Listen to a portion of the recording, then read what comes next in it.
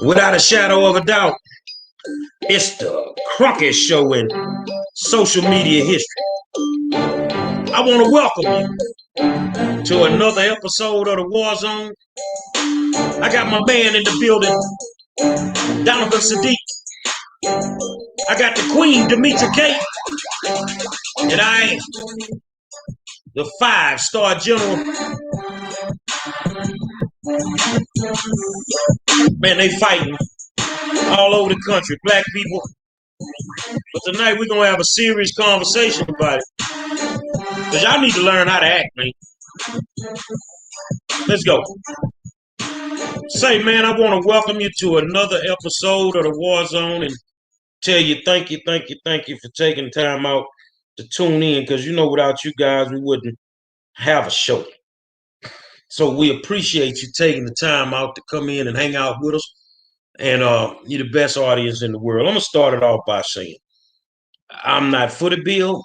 I'm not against the bill. But Texas today became the largest state with a law that bans abortions before men and women even know that they're pregnant. And that essentially means that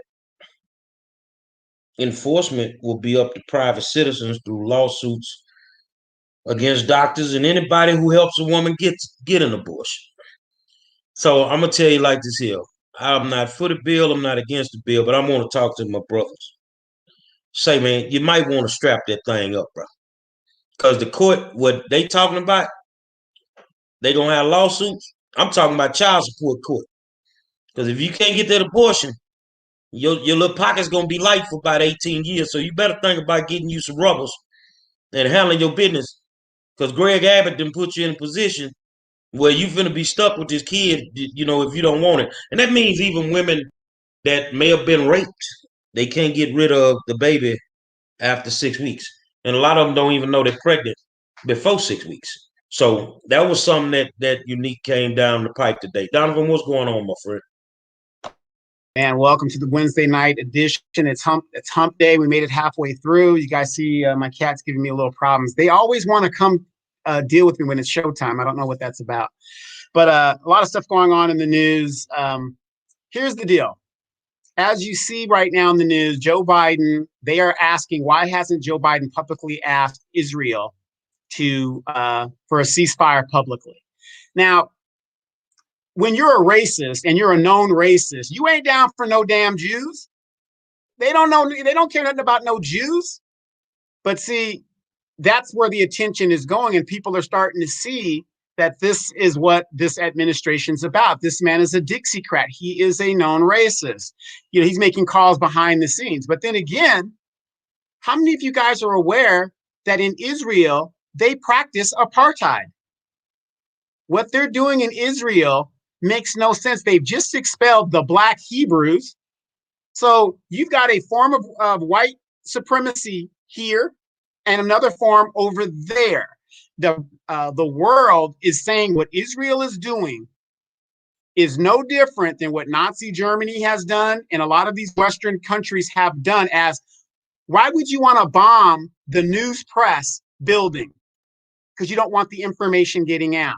Why are you massacre and shooting young, Palestinian, whatever those kids are, whatever, and you're saying that that's justified, but let one Israelite get killed? Oh my God, it's the end of the world. So we are seeing the mask of all of this bullshit being done. So we're going to stay on top of this, but we're trying to tell you, don't let nobody come up to you, talk about, don't you feel bad for the Jewish Holocaust? To hell with your Holocaust. That was only 6 million of y'all. What about the Black Holocaust? Demetra? No, absolutely. That's absolutely news that you can use. So as you guys also know, today would have been the 96th birthday of Malcolm X. And, you know, you've seen a lot of people posting and things like that. And I purposely didn't post anything until later on today. And I simply posted this. So I want y'all to pay attention to this really quickly before we go on to the topic at hand. And it says, anytime you throw your weight behind a political party that controls 2/3 of the government, and that party can't keep the promise that it made to you during election time, and you're dumb enough to walk around continuing to identify yourself with that party, you're not only a chump, but you're a traitor to your race. And I read that to say there's a whole lot of y'all that went and voted for Joe Biden and Kamala, even though Malcolm X admonished us so many years ago to not do that, right? Said not to vote for the lying liberals, and y'all got the audacity to put Malcolm X's name in your mouth today. So I would impress upon y'all, don't just talk Malcolm, walk Malcolm too. Now let's get on to the topic at hand. So anyway, happy anniversary to Malcolm X. Well, let me ask you a question. Sure. Which Black elected official has even acknowledged Malcolm today? I've actually seen a few of them on Twitter acknowledge Malcolm, but you know, I saw it and I kind of rolled my eyes because it's like Malcolm wasn't popular back then. He was an enemy number one. Now all of a sudden he's so celebrated and everybody wants to talk about Malcolm. And you know, I'm one of those people. I get offended with people reverence Malcolm, and I know they don't study Malcolm. You know, because you're just doing it to be popular. You're doing it because it's trending. You're not doing it because if you really were to reverence Malcolm, that would be evident in your walk. But a lot of people are just doing it because it's trendy, and I think it's an insult. So anyway, you guys, let's get on to the topic at hand. And so you guys might have seen a video, it was a viral video going around the last couple of days of a Black woman beating up a white woman. And the Black woman's name was Brittany Kennedy, and the white woman's name was Emily Broadwater. Not that their names matter. But so a lot of people just saw the video, and we won't show it here because it's very brutal and very hard to watch. But a lot of people watched the video and assumed that the white girl deserved an ass whooping, right? Now, when I say the sister like did a number on her, it was brutal. Dragged her out of the Little Caesars Pizza. Now, there's a little baby there. There's a little black baby, mixed baby, and it happened to belong to the white girl. Now, I've heard a lot of stories, and one of the stories is that the white girl is married to the black girl's baby daddy. It's a whole bunch of drama, right? And so the black girl got mad, saw her in Little Caesars, pulled the chair out from under, and then commenced to beating her up. And her daughter, the little girl, she could have been no more than 3, I would imagine, was trying to stop the fight. And, you know, the whole time the white girl was screaming, she was like, my baby, where is my baby? Because they took the baby away from the fight and nobody broke it up. And so, like I said, originally on watching the fight, I was like, oh, well, damn, you know, she must have did something. But it sounds like, you know, the black woman, Brittany, had an issue with her for months, from what they were saying. She was messing with the white girl for months. So now they have a warrant out for Brittany, that's her name, arrest. And so I wanted to talk about it because, you know, a lot of times we are accused, and I'm saying we black women are accused of not holding other black women accountable. And we need to start doing that. Not saying we don't, but we need to start doing it more. Because Brittany, she didn't seem like she was that old, but she's in the middle of a Little Caesars Pizza. I mean, she could have killed that girl. That's how bad it was. And it just like it wasn't a big deal. And so we need to get a hold of our young ladies. And so I want to have this conversation with you guys to see if we can come up with some solutions, but we won't show the video because it's, you know, we don't want to get in trouble for doing it. And it's pretty graphic. So Gary. I think it's time we hold us accountable in general. Today I got a call from someone that wanted the Black Vote Matters to come out to the event Saturday.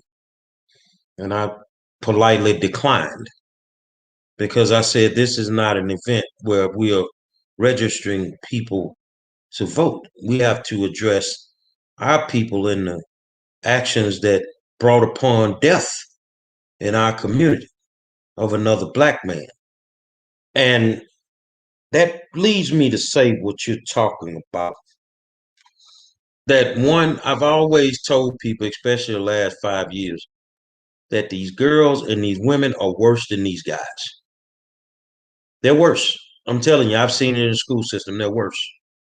And it's like, we won't call a spade a spade. It's like we want to keep giving passes to our people.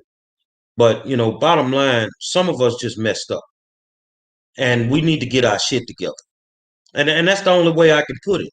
I mean, we really need to get ourselves together because we're spending more time making ourselves look like the monkeys that they say we are than making ourselves look like the intelligent black people that our parents gave birth to. And I'm just tired of the representation of a few of us that make all of us look bad. Donovan? You know, we always talk about clowns like Tommy Sotomayor and all these other people out there, right? We're always talking about, oh, they downplaying sisters, they doing this, they making sisters look good, they talking about our weave, they talking about our pink and purple hair, right? But here's another example of a video of our women acting like gladiators.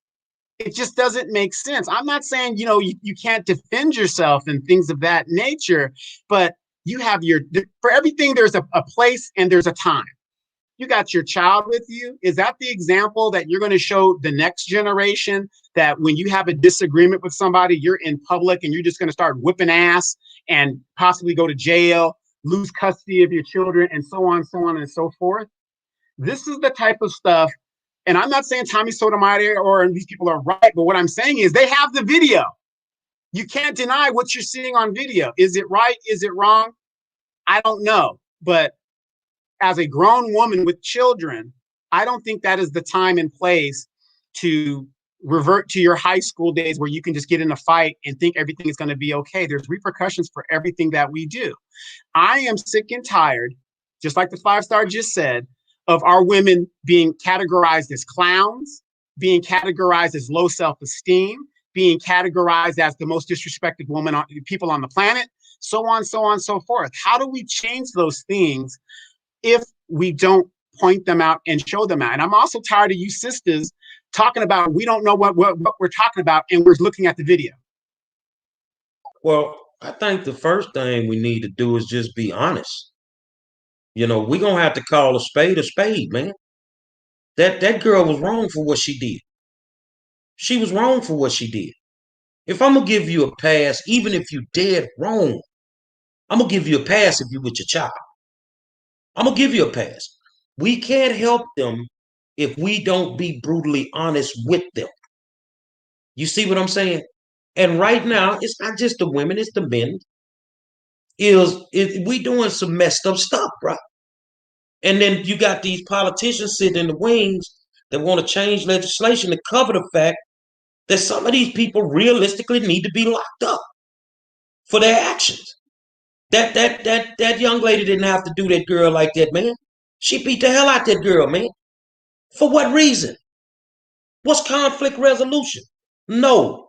Some of the things that they saying is the truth.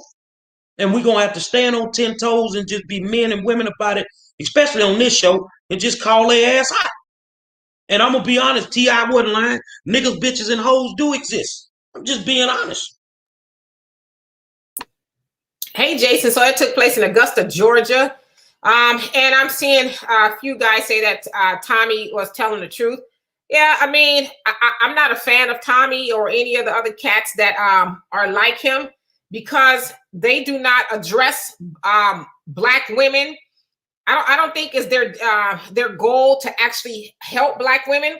I believe it is their goal to make a bag off of the further degrading Black women. That's where they get an audience from, because most people wouldn't watch if they were doing a Dr. Phil session with Black women. And Donovan used the word gladiator, and I actually think that's a good word for that, but I also think it's a good word for what Tommy and others like him do. It turns it like to a gladiator event when they are putting Black women in the ring for their actions, if you will. I'm not saying that the actions are justified, but it's not coming from a good place when they do it. But Jonelle, and how you doing? You said something very profound. You says, you're only as great as your state of awareness. You can't do better unless you know better. My people are destroyed due to a lack of knowledge. And he's absolutely right, which leads me into my point. From a woman's point of view, we have stopped teaching. And I keep saying that. We as women have stopped teaching the younger girls, right? We have stopped teaching them about being appropriate in every way, shape, and form. Like, I don't know who that young lady's mother is, But I don't think, would hope she didn't teach her to behave like that. Like you said, Gary, it's conflict resolution. There's a lack of coping skills right there. Okay, let's say, because I can say there's a whole bunch of stuff going around. But let's say she is married to your kid's father. So you gonna beat him into a divorce? And what was the logic behind that? He don't want you no more.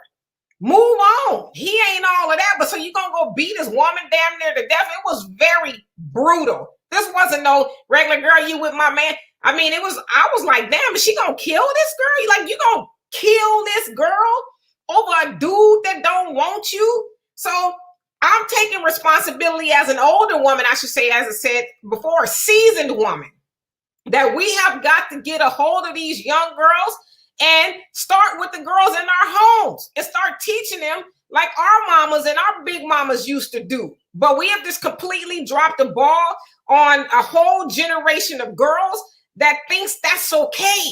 Like, and then not only that, before I finish, it was a whole restaurant full of people and nobody thought to stop it. They moved the white girl's baby, but nobody thought to get in the middle and say, hey, this girl might kill this girl. So we got a problem here. Well, you can't take all black people to places. I mean, and I'm gonna say this to the business owners, and I just want this to be understood. Learn how to put these motherfuckers out of your establishment. When they don't know how to act, put them out. Put them out. Don't let them come back. Put a picture of them next to the door. Don't never let them come back in. Because they don't know how to act. Some of these people just don't get it. And the thing is and I see, the girls to me, the women to me, especially the young girls, they getting their blueprint from Basketball Wives, or they getting their blueprint from Love and Hip Hop. And the shit that they do. I remember when they said, we're going to do Love and Hip Hop in Houston. Them motherfucking people came down here and they filmed the first episode and them girls got loose. They canceled the whole damn show after one episode. Because they don't know how to act. Some of y'all are just clowns. And that's all it boils down to. And I'm not finna sugarcoat it for y'all. I'm not finna hold back on nothing. Some of y'all, one, you don't know how to dress when you go certain places. Two, your attitude is horrible. Your etiquette is horrible, especially when you're in restaurants. So you need to stay your monkey ass at home.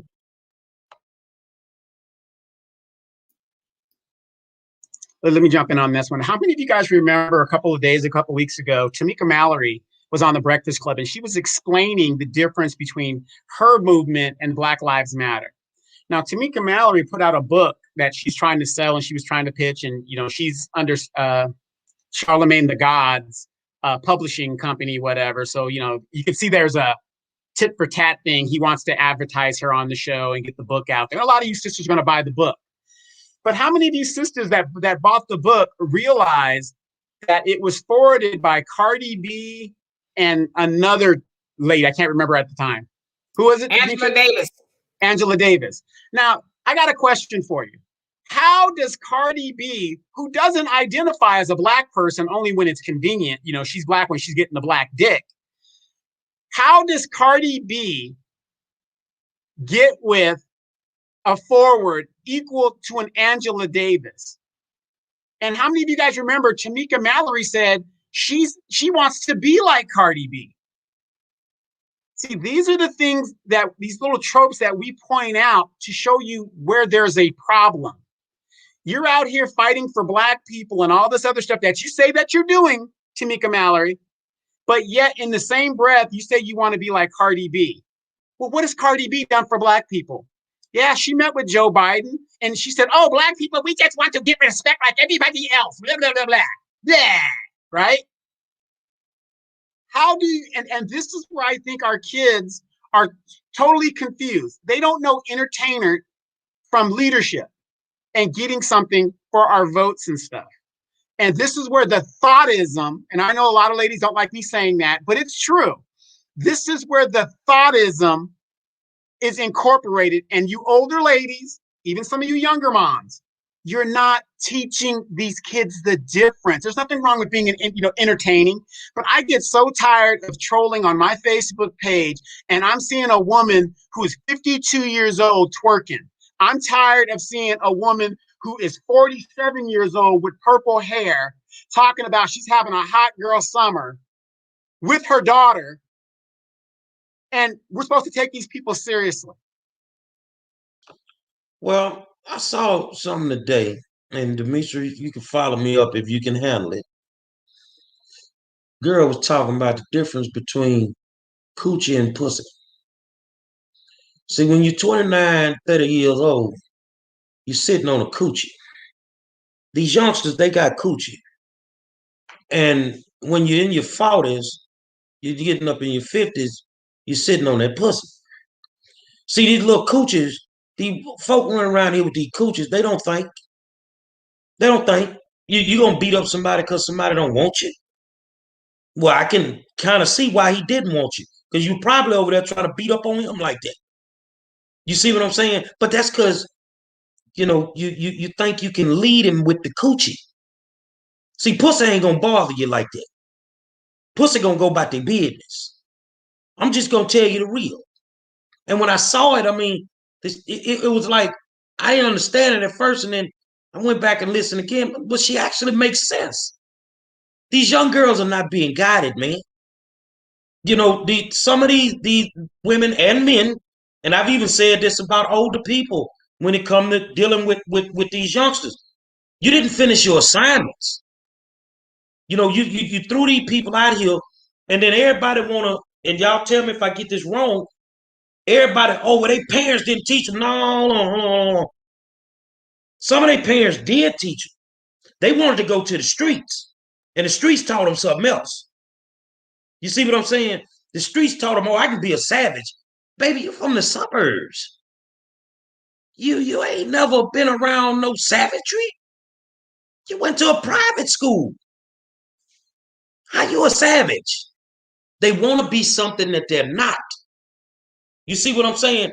If you really want to be a savage, then you can meet me Saturday and go get your application and go live up in South Lawn. They got savages all through that motherfucker there. But I bet you be scared to come out the house after 7 o'clock. So I guess I was trying to follow the whole coochie and the pee argument. I just me, but I think the problem comes into play when we define women by that. I think that's the last thing we should be talking about in regards to womanhood, is that, especially so openly, right? Because there's so much more to being a woman than, your sexual organ, if you will. But I mean, I guess I didn't really follow the logic of what she was saying. Well, I can tell you this, that the reason that you're the woman that you are is because your father didn't sugarcoat shit for you. He gave it to you raw. He gave it to you real. And the reason that these youngsters can't get it right now, because we don't want to just make it as real and as raw as it needs to be.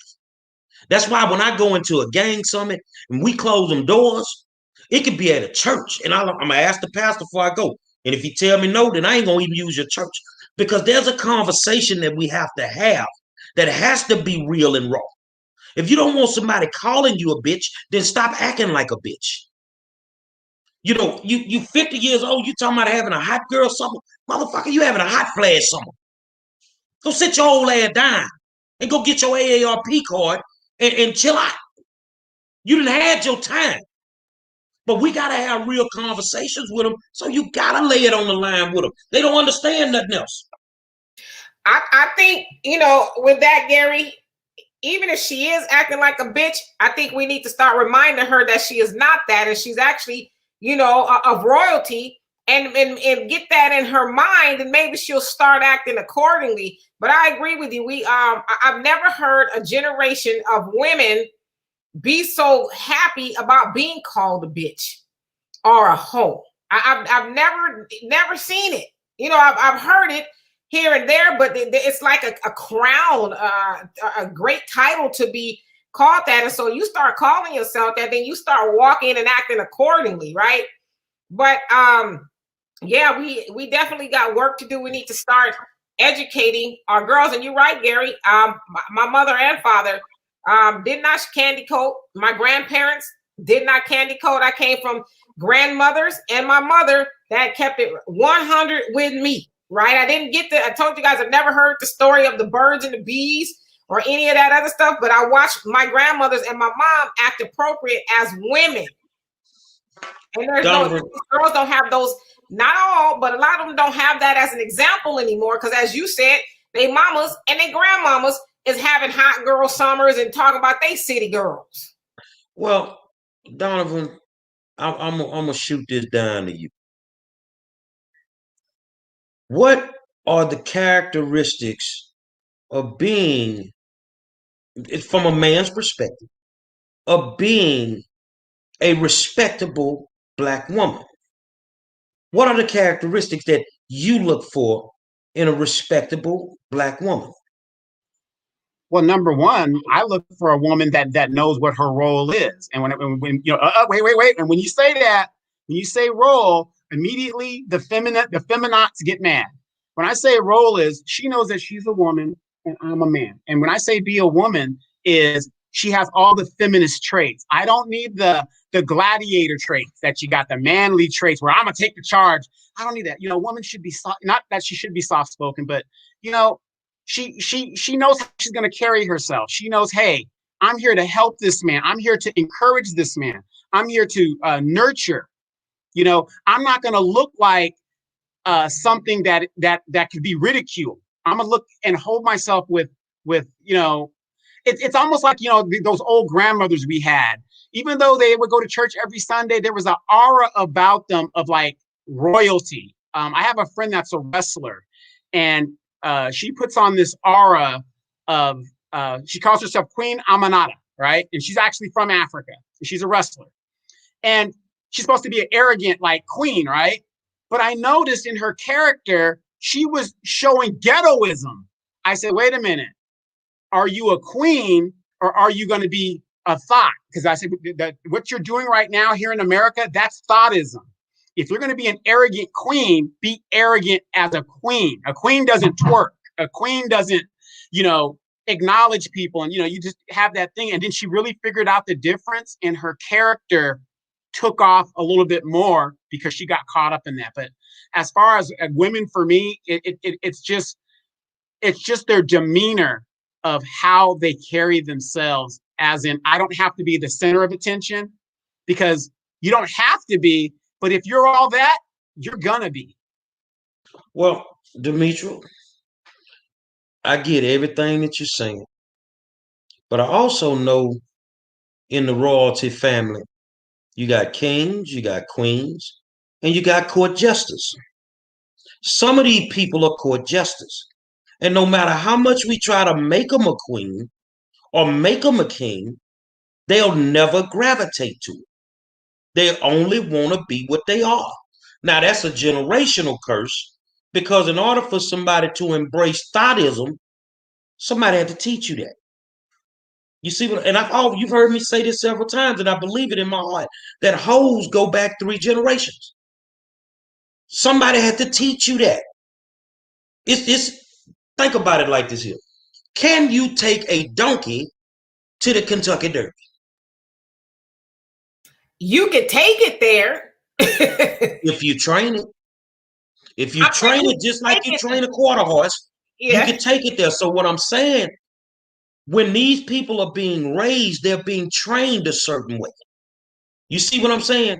And some of them, they gravitate to the way that they're being trained. If you live in a house as a woman, as a young woman living with a woman, and you see her bringing men in and out the house, that becomes the normal. You see the way that she dresses, that becomes the normal. See, a real woman gonna tell you, look, baby, if you're wearing white linen pants, you need to wear black panties. But some of them go out there and go get the motherfucking pink panties with the orange writing on them that say fine ass on the back. You can see all this shit when they walking down the street. They are being taught to be thoughts and hoes, and then they start acting like them. And then what I need you intelligent sisters to do is stop. Please stop defending them, because they are the court jesters of the family. Real Yeah, I quick, mean, Lori. Let me just real quick. Lori Dunn says, "Look, most women are not trying to be Cardi B or Megan. That is only for entertainment, Cardi mode kind of moment." Now, Lori, again, I agree with you.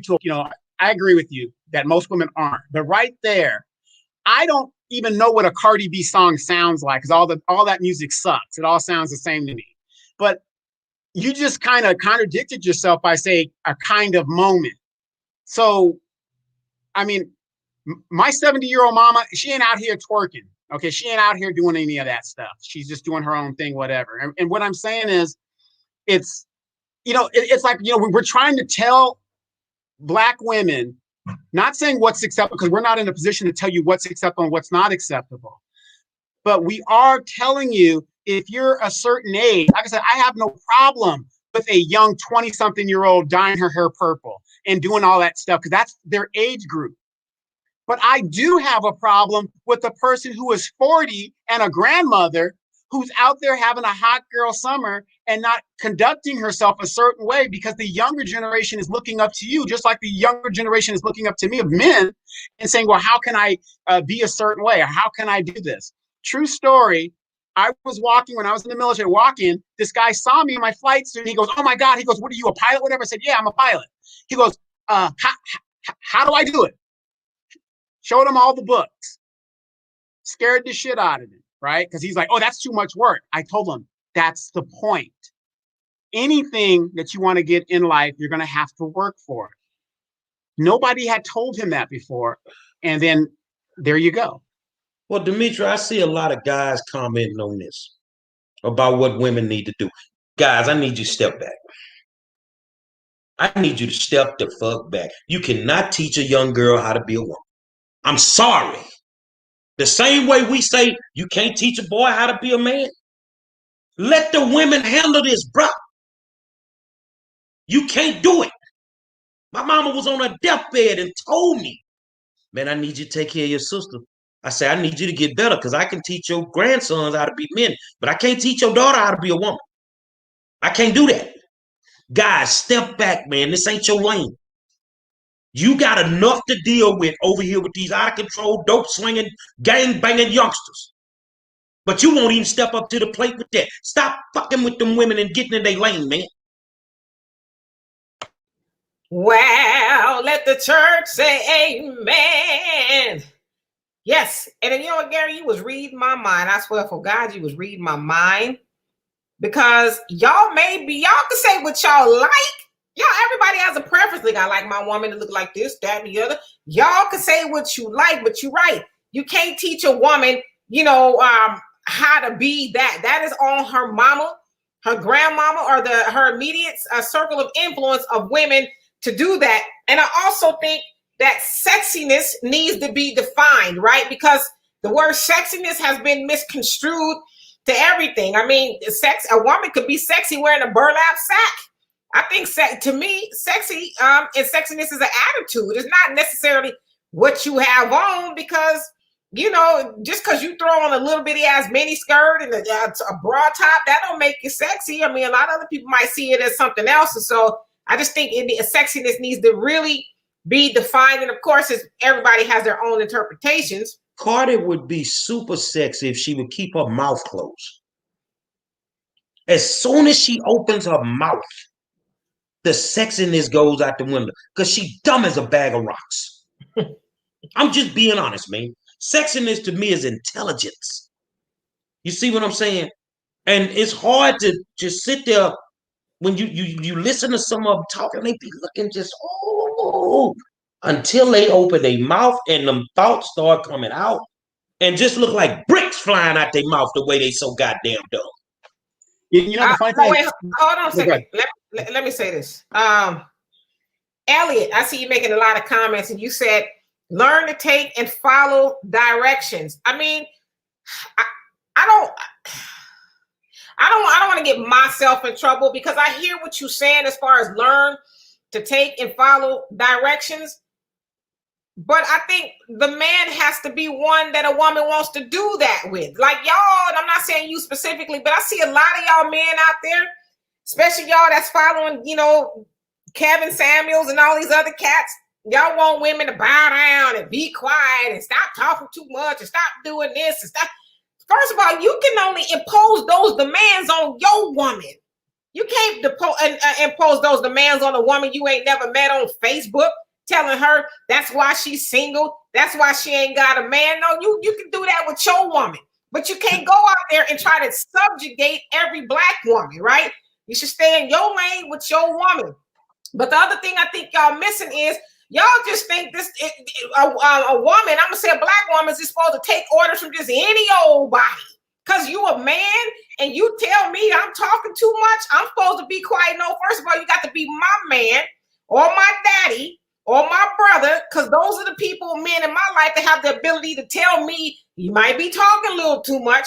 But I think y'all need to really just rein that in a little bit and stop trying to subjugate women you don't know.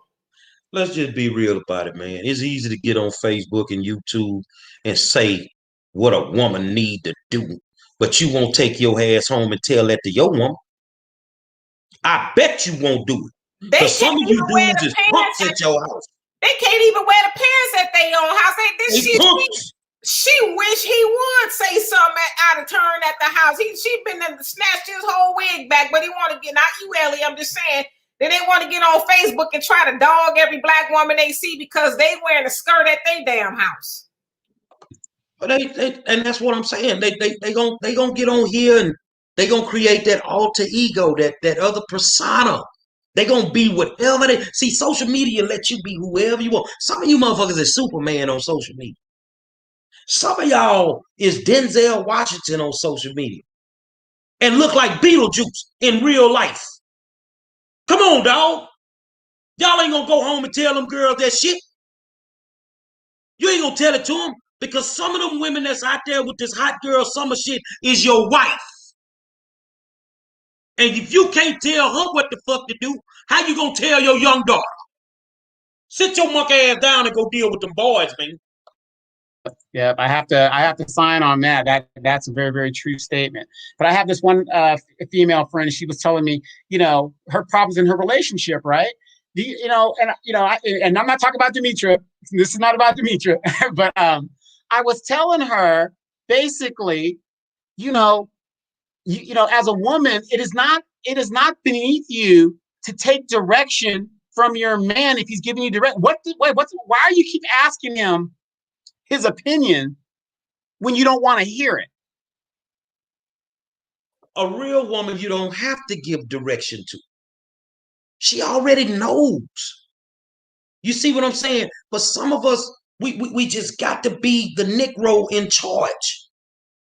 You know what I'm saying? You want to tell her how she can dress, but nigga, you come out the house with all these different colors on, and I'm bad at that. Because I have a philosophy. Wash my clothes, put them in the drawer, whatever. When I go to put something on, I don't give a damn what color it is. But you make sure you straight. I ain't got to tell you that, but you already know you ain't coming out the house with your hair fucked up. You already know you ain't coming out the house with your ass hanging out your shorts. You see what I'm saying? You ain't got to tell a real woman nothing like that. But these dudes that keep hollering about what they need to do, and I'm looking at my man saying they need to listen to authority. We talking about the authority. And motherfucker grown, man. And are we talking about a puppy? Or we're like, who are we talking? Are we talking about a puppy or a woman? And can you please put Jalen's comment up on the screen? The one that says about feminine energy. Hold on, let me go find it. There it is. To me, that's one of the most intelligent comments that I've seen in a very long time. Well, because she's right. She comes from good stock. Yes, she does. But she's absolutely right. She says feminine energy is not just sexual or about submission. That's all some people focus on. And she's right. Men, and I'm going to put y'all on the hot plate. Not all, but a lot of y'all think, it's about how she looks or her being able to take orders from you. Is that all you might as well get you a blow-up doll. If that's all you looking for, is so much more to a woman than her sexuality and her being able to say, yes, sir. Is it hot enough? Is it cold enough? I mean, come on now, really? Like, we are not in the Stone Age here. But that just goes to show the level of lack of understanding with some men. They really, and I've heard the minister talk about this. Some men just really ain't ready for no woman, especially if that's all you think is that she's about. I mean, hell, like I said, you might as well get you a puppy. First of all, feminine energy goes both ways in some of these households. Because some of you dudes are very, very feminine. I'm going to be honest with you. And that's why I know you're not going to go home and tell that gladiator nothing. You're going to sit down and be quiet. You ain't finna open your mouth. I done seen it. Oh, he a gangster. We be at the club smoking cigars and I'm gonna do this. And you go over to the house, he's sitting in a corner. Man, what's wrong? She told me I can't say nothing. So what you gonna do? Well, you remember that energy you had at the club? I don't want to get you beat up, dog. Just go and sit in the corner and be quiet. Because you know what it is, man. Right. Stop trying to raise these women when you get in relationships with them. Stop trying to raise them. They're already raised. Right. Or you meet up with them, they talk about, well, I got to leave at 10. And you're like, why? He goes, oh, I got to get up early tomorrow to do that overtime. Nigga, your woman told you to be at the house at 10 o'clock. But you know what? There's nothing wrong with that because that's respect. And if you respect her, you ain't going to come in all times of the night anyway. You see what I'm saying? But let her do it. Oh, you sitting up peeking out the windows like you motherfucking good at mom. Who's that peeking out the window? Yeah, you let her come in 3-4 o'clock in the morning. Talking about I done been to the after hours. Come on, man. Y'all gotta stop that faking, bro. Yeah. And wouldn't that be similar to that young man that was egged on by the old girl to go shoot that young man in Houston down there? It's kind of like the same type thing, because if that guy had stood up on his own as a man, not, she's going to do what she's going to do, hopefully he would have made a better decision than what ended up happening in the end. That should have not ended like that for one reason. We already knew there was hostility. Now, the young man, he didn't do anything to be murdered. But there's a way that you got to carry yourself when you're in them environments. I already know y'all got beef. Y'all that came round the house. So I'm going to be standing in the door with the tool, partner. I'm going to be in the door with the tool. I ain't finna play with you. I ain't touch your people. Don't come over here with that. You see, because you really finna have a hot boy summer if you come over here with it.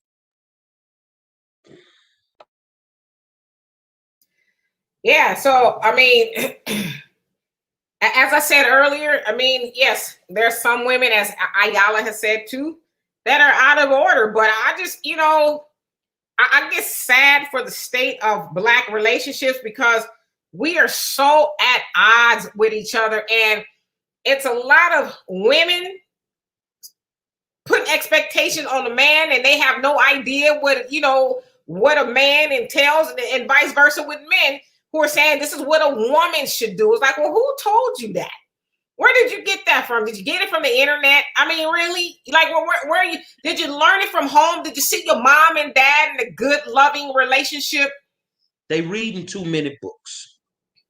I've been saying for years that Oprah and Phil Donahue mess Black people up.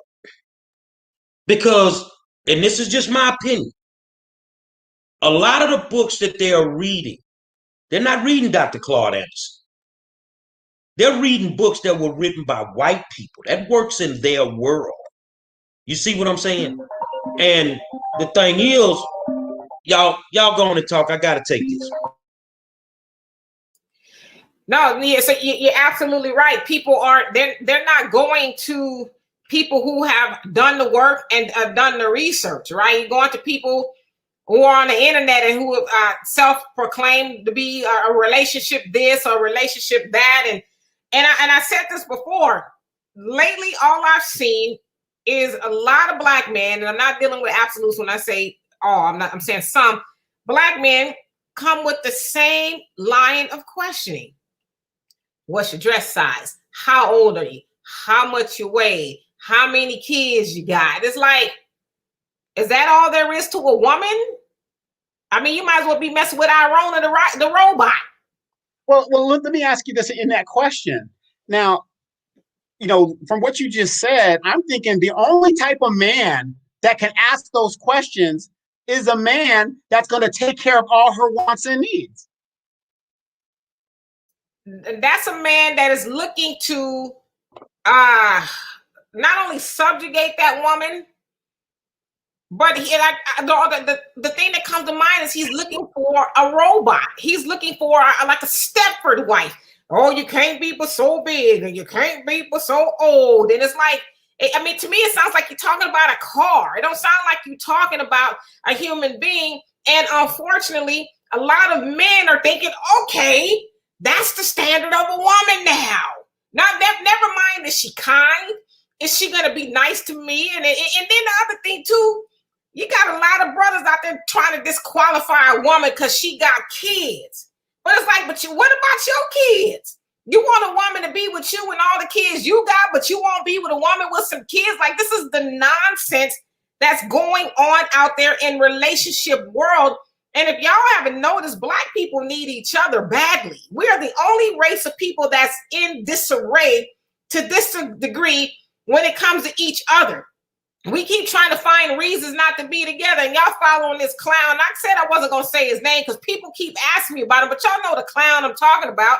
Y'all run around referencing this clown, and he's helping to divide the Black community. It's not just him. It's a whole bunch of other people, men and women, teaching people who don't have a brain of their own to dislike their own woman. And this particular clown and a lot of other clowns are telling y'all to start looking outside of Black women. Start looking at other race of women. It's like, are you for real? We are 13% in population, have been that way for a very long time. And now you want to go somewhere else and try. Ain't no woman other than a Black woman going to be able to be with you in any way. She's the only woman that's going to understand you. It would behoove you as Black men and Black women to figure out how to get along with each other, because we are all we got at the end of the day. Yeah, you know what? I think it's ridiculous when statistics show that more than 63% of the population, period, not just Black population, are married to people who had kids in a previous relationship. Because everybody gets divorced, you got this no-fault divorce crap and shit going on.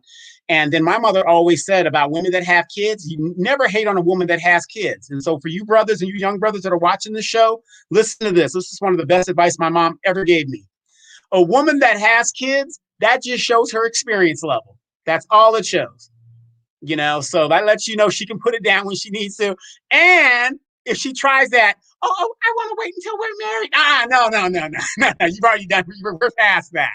So, but again, with our population problem, it is ridiculous how these dudes can tell you to go outside of our culture and get something else when we are having a problem expanding our numbers as it is being here. It's just totally ridiculous. I seen a comment from Tanaya. You were glad the phone rung because what I was saying was stupid. Let me get something straight. I've been kind of even keeled tonight on my comments. I've been admonishing the brothers for their way of handling the sisters. So, I'm cool with that. It don't matter to me how nobody feels. The way that I think is the way that I think. And when it comes down to it, a man need to teach boys and women need to teach girls. And that's all it boils down to, because ain't no man gonna tell no woman how to be no woman. I'm sorry. When he can tell her how to deal with her money, then he can be a hell of a motherfucking man. And you said a word there, brother. I'm glad I ain't got that problem no more. Whew.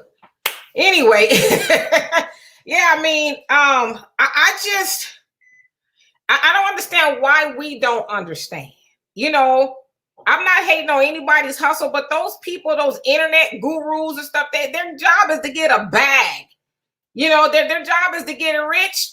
And I'm more mad that he's got so many people following him. Like, you guys are like the People's Temple with Jim Jones when he got them to drink the Kool-Aid. I bet you at the end of this, there's a nice cold cup of Kool-Aid for y'all.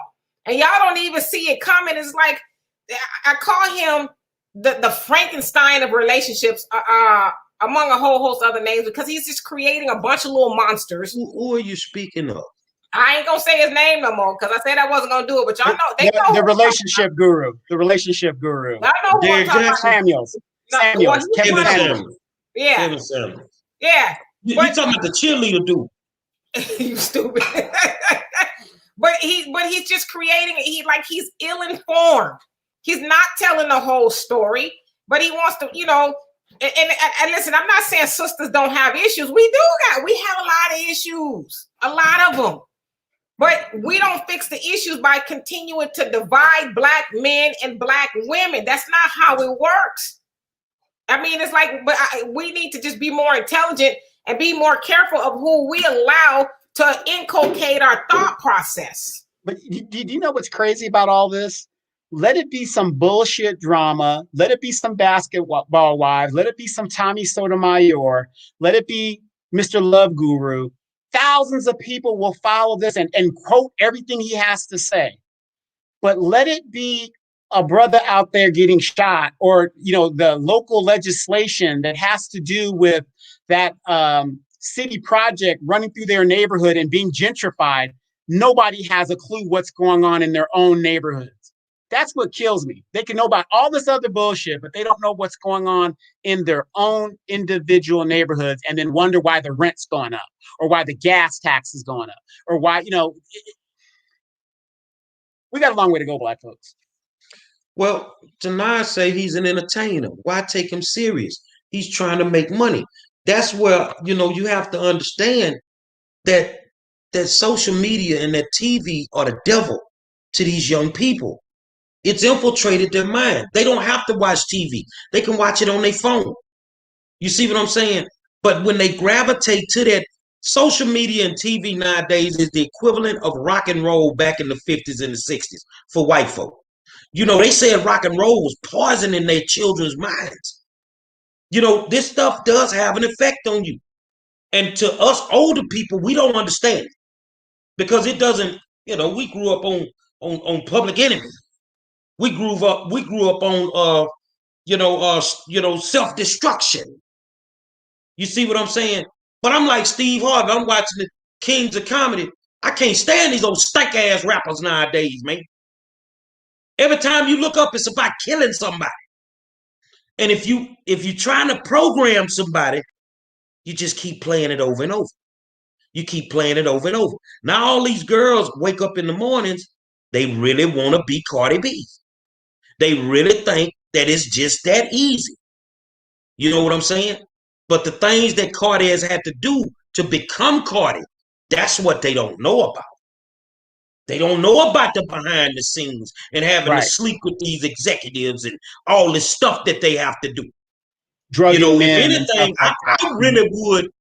I really would, because I've never seen it. But I'm not a big Cardi B fan, but I've never seen her wear anything that shows her knees. Show me your kneecaps, and show me you ain't got some scars on your kneecaps for all them days you was on your knees trying to get to where you at right now. Right. And let me show you how disrespectful the Democratic Party is. This is the person that gets to meet with Joe Biden, the person that used to drug men and do all this other stuff. And, and here's another thing, ladies. I'm just going to say this to the ladies. I love Lizzo's music, okay? Even though Lizzo fell off and stuff, I enjoy her music. I enjoy her talent. How many of you guys saw Lizzo, who I think is in a depression and is having some issues in regard to mental health? She put another picture of herself up naked. Now, Lizzo's a big girl, okay? I'm not saying she can't do what she wants to do, but would you let your mama put that picture up? Would you let your big fat sister put that picture up? Because it wasn't her putting up naked pictures that got Lizzo to where she was. It was her talent. But there were so many women talking about, she can do that, is she right? That's about being, assured of herself, whatever. No, it's not. That's about having low self-esteem. Well, Lizzo should not be depressed right now, because the average run of an entertainer is about 3 years if they get a hit record. After those 3 years, it tails off. And right now, things are changing so much. I'm used to doing records that in that have a time stamp of about 3:30 to 3 minutes and 45 seconds. They're not making records like that anymore. The record me and K Reno did, that's like 4 minutes. These people are doing records for 2 minutes nowadays. So Lizzo should not be upset because her time has come and gone. That's a part of the industry that you're in. You see what I'm saying? But now she's reaching, trying to get some type of attention because she's not getting it anymore. But if you'd have took the lessons of your predecessors, not Cardi, not Nicki, if you'd have listened to Queen Latifah, if you'd have listened to MC Light, they're hosting radio shows, they're in movies, they still do music. The Queen still got it. You see what I'm saying? But you let the industry pimp you. You let the industry pimp you. So now you are who you are. And I still think she's had a fabulous career. She will still make a lot of money, but baby, don't be depressed because you ran the cycle the way it was supposed to be ran. Some people don't even have the success that you had. So I actually want to take two comments. Y'all can't see them on there. It's on this feed here. One is from Shannon. How you doing? You say, I've been watching Tommy for years and he speaks facts. Black women get mad because they probably fit the narrative of the story he's speaking about. I'm not bothered by his videos because I know exactly what he's saying. Now let me go on down in here to my girl Kiki. How you doing? You say the two biggest money bags in the Black community right now. Number one, degrading sisters. Two, stroking the ego of brothers who want to degrade sisters. It's sad, but it's true. But a hustle is a hustle. It's not non-Black people making these people famous. So that needs to be duly noted. And so there was the answer to that, Shannon. Tommy, I don't know if he's speaking facts or not. Tommy is a cancer in the Black community. He does what he does and to Black women for money. Most of his audience are white people and brothers who got low self-esteem and who thinks it's all right to degrade Black women the way he does. And he said it, that he's had issues with his mama and his baby mamas. And so he gets his, I almost call him some evil, self on the internet and then espouse all that hate to people who will listen. So I don't know exactly if those are facts or if it's just venom that he's spewing, but I get why people like him have an audience because it's entertaining, but then I don't get it. I especially don't get why a woman would give him the time of day with all of the evil stuff he says about Black women, and then he big ups snow queens and white women and all this other stuff. So I'm trying to figure out why, and Shannon, this is not necessarily any shade to you, but why any woman, especially a Black woman, would listen to that and think that's okay? Like Donovan used to listen to him, and he probably still does secretly. He ain't gonna tell me, right? But it makes me itch in a way, in a place that I don't want to describe when I listen to him for even 2 minutes, because it's nonsense. But people who are less educated thinks that he's telling the truth because he's so evil. And if you ever notice with Tommy, he highlights the worst of the worst. He puts up women that are not reflective of Black women and try to pass those few women off as Black women in general. Those women don't describe us as Black women because I don't act like that, and no Black woman I know acts like that. So we got to be careful, and knowing that Tommy and everybody else like him are actually agents of white supremacy to continue to degrade Black women for $1. Now speaking of Tommy, what is Tommy going to do if one of his daughters ends up being one of the women he's talking about? He probably have a V8. I don't know. But, speaking of Tommy, though, one thing I don't watch Tommy as much anymore for the simple fact that his show hasn't grown. Now, him and Phil Scott started about the same time. And I remember Phil Scott. If you guys haven't checked out Phil Scott's show, check it out. It's on YouTube, African Diaspora News Network, and the Phil Scott Show. But they had their little feud. And, when he started, they were kind of doing the same type of stuff, just, drama stuff, whatever. But the difference between the shows is Phil grew. Where Tommy, if you take Tommy's content to right now to 8 years ago, it's the same content. You know, you want to grow in life, and his show's not growing. And I'm not saying that makes it good or bad or whatever, but I'm just saying its content hasn't grown. So for me, I've heard everything he needs to say. I'm done, you know.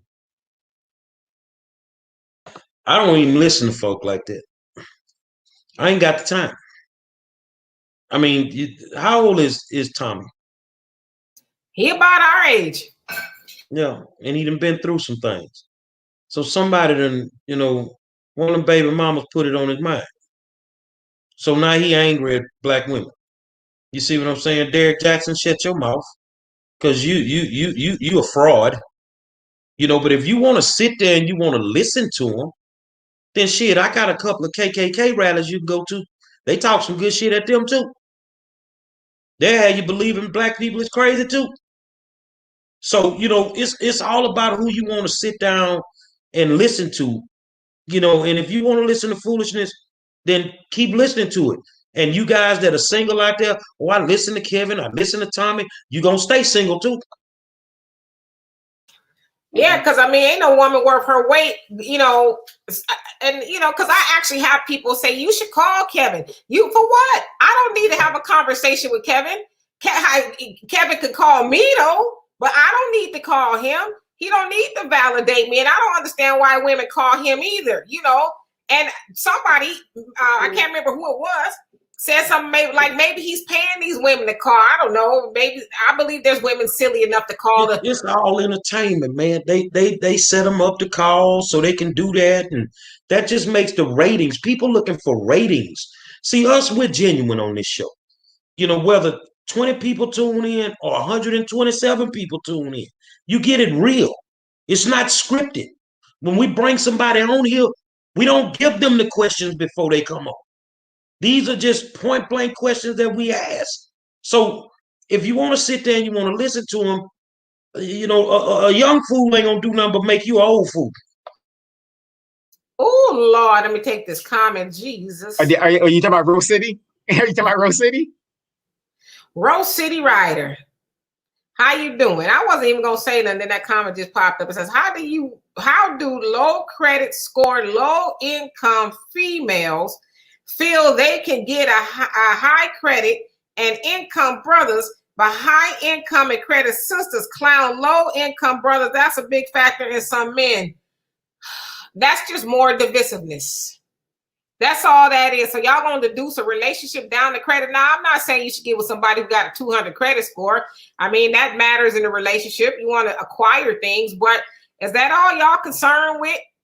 You know, and I know there's some, hold on, let me finish. I know there's some women out there who, you know, look at how much a man is making. There's more to it, a relationship, than money. Because what happens when that goes away? Like, if we being tit for tat, you got to have an 800 score. You got to have. That's not necessarily how it works. That's just another factor to divide people, especially black men and women. It's crazy to me.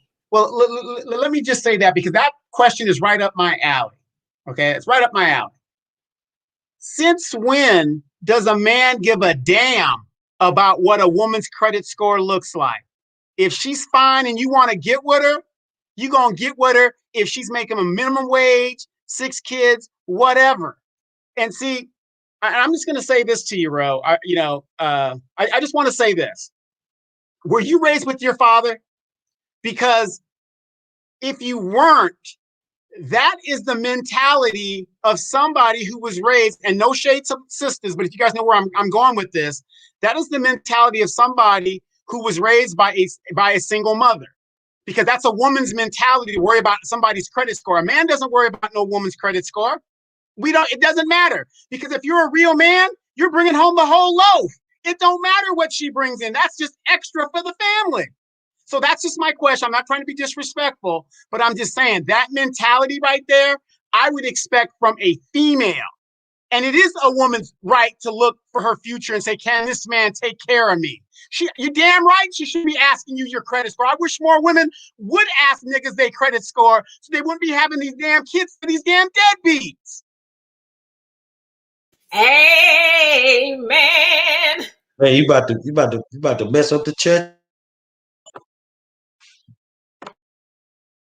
No, but you're right. You know, now I get it.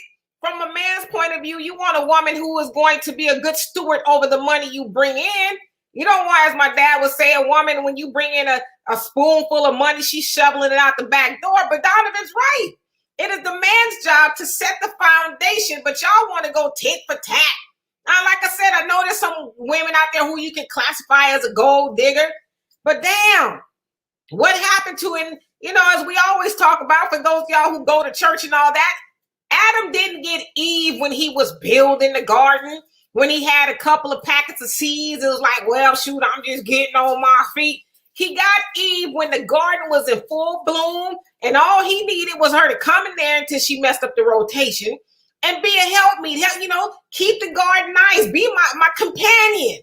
But y'all want to, well, you know, well, what you got? No, that's not how it's supposed to work. But I tell you, that the men like my daddy, those dudes, Donovan, you know, my dude, my brother, they like few far and in between. Like, wow, oh my God. Let's just be honest, man. When you see a woman, do you have your Equifax app open on your phone? Or is you looking at titties? Let's just be honest, man. You ain't trying to check no credit score. You looking at camel toe. Let's just be honest. You looking at ass and titties. You is not looking at no credit score. So don't come on here. Y'all don't come on here with that fake. Keep it 100, man. Because a whole bunch of y'all got some women that's super sexy and their credit score is a -5. Go on with that foolishness, man. And let me just get on this too. So Rose City Writer, he said the point was corporate sisters turn their noses up at Jamal that works at Jiffy Lube, but Christian at Wendy's want Mike. That's a lawyer. Well, that's not even necessarily true, because I know a whole lot of women who do it better than they man and they still with him. Like, that's this false narrative that I think people like to put out. But even if that's the case, what's wrong with her wanting Jamal or whatever to at least, you know, be able to meet her halfway? I guess I'm not seeing the problem here. I mean, y'all remember, hold on, George Clooney, where did he meet his woman? George Clooney met his woman. She was a bartender or a waitress, and he married her, took her out to whatever restaurant she was working in. And so it just, what's wrong with y'all? Well, the thing is, like this, Rose City. The thing is, you got to think about it this way. If you're worried about all that, you got to step your game up then, bruh. That way you ain't got to worry about it. Then you can get the girl that wants to do that works at the law firm. You be the brother that works at the law firm then. You know what I mean? Just step your game up. But like I said, when it comes all down to it, if that chick is fine as hell and she's working at McDonald's for $7.25 and got that 36, 24, 36 on her, I want her. I want her. It just don't matter. But I can't have her if my shit ain't right. On the real, man, if you got a problem with a woman wanting a lawyer, then stop trying to holler at the woman at the courthouse that's the lawyer and she in there defending you. Take your ass to school, man. Put yourself in a position that you want to be in. You want to be with somebody that you can grow with. You see what I'm saying? You motherfuckers, y'all want what you want. Here go that superhero mentality on Facebook again. Stop with that faking, man. Because they got a whole bunch of brothers that's working at the Jiffy Lubes and the Walmarts and cooking French fries at the Burger King. That's some good dudes, man. You know, and women accept them for who they are. And as long as they take care of them and they do what they're supposed to do, it's not a big deal. But y'all that's caught up on that foolishness, man, step your game up, homie. Trade schools are there. College is there. Take your ass back, get you an education. Because you wasn't doing nothing when you was in school. So now that's why you're in the position that you in now. And real quick, and I think, was it Martin that said this, or somebody pretty intelligent, and they said, think about it. Dudes that are coming out of prison, they get more pussy than anybody.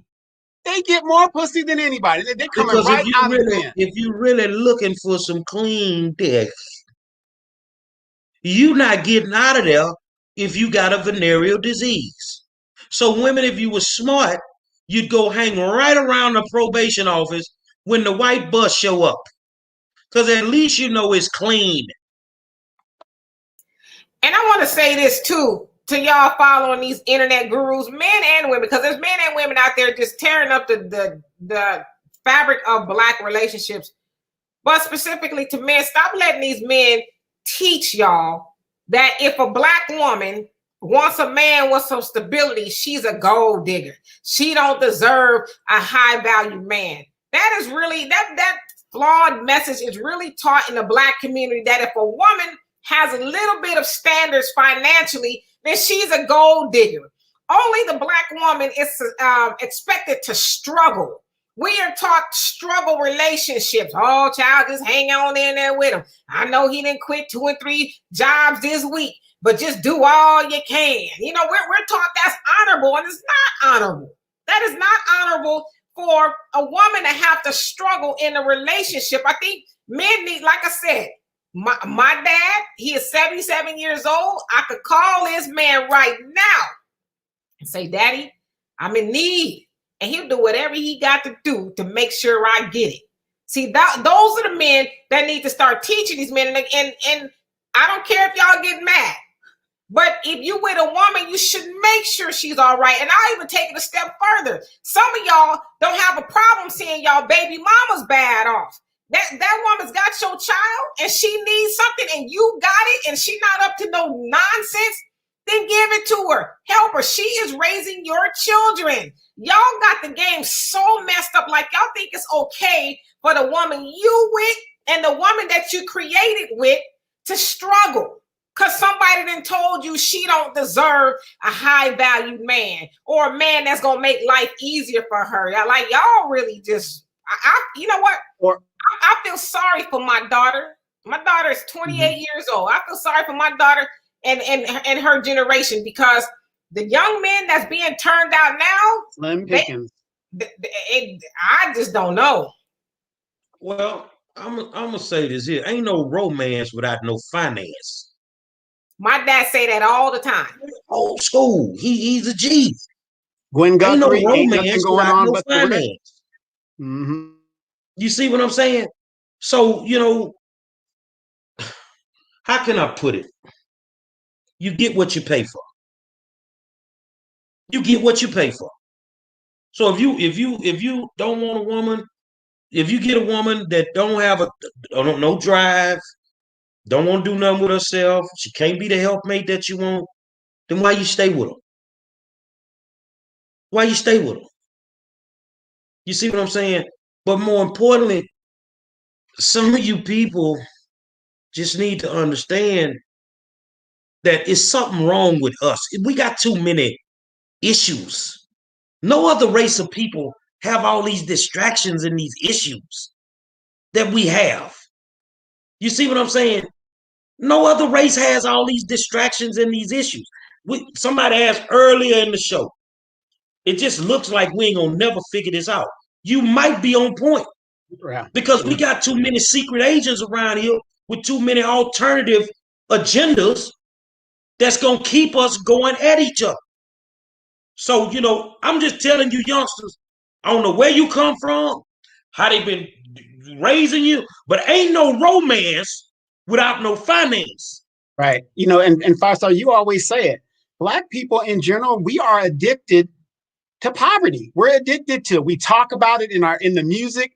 Remember when we were coming up, it was about getting out of the neighborhood, not forgetting who you are, but getting out and doing better. When has it been popular to stay poor? To stay in the hood? You got $1 million thing, and there's nothing wrong. That's where you want to live, but you want to stay in the hood. Let me tell you something I figured out about us. When you're trying to, and y'all gonna know it's the truth. Walter would even say it's the truth. When you trying to get to the big money, you get more responsibility. Remember when you first got in the military, you went in at the lowest rank. You did the most work. The more you went up in rank, the less work you did, you had more responsibility.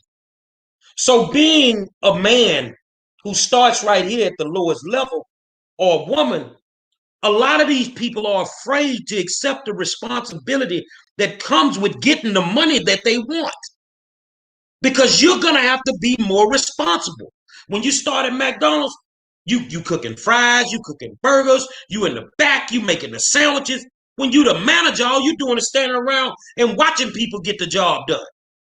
You see what I'm saying? These people don't want no responsibility, man.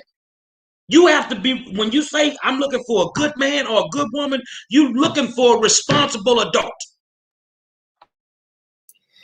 Yeah, absolutely. And let's see, Rose City, you say I'm just glad I'm not out there no more dealing with this. I don't know what this is. I mean, it sounds like you got someone, and and I'm yeah, glad. he's married. Yeah, he's married to a nurse.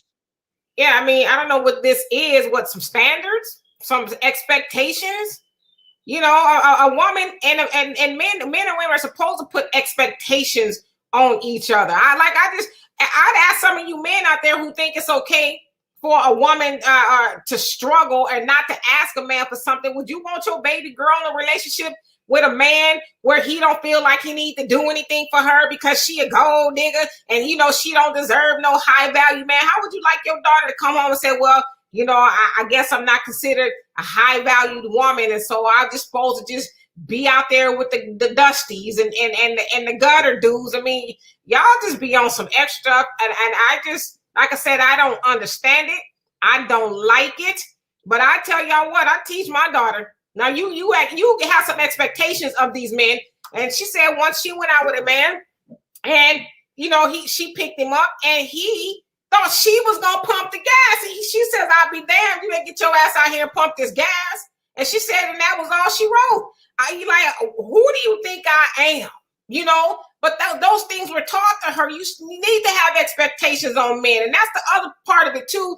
We don't teach our daughters. Have some expectations of these men. If he think it's okay for you to pump your gas, then that ain't the man for you, because he want to be the woman.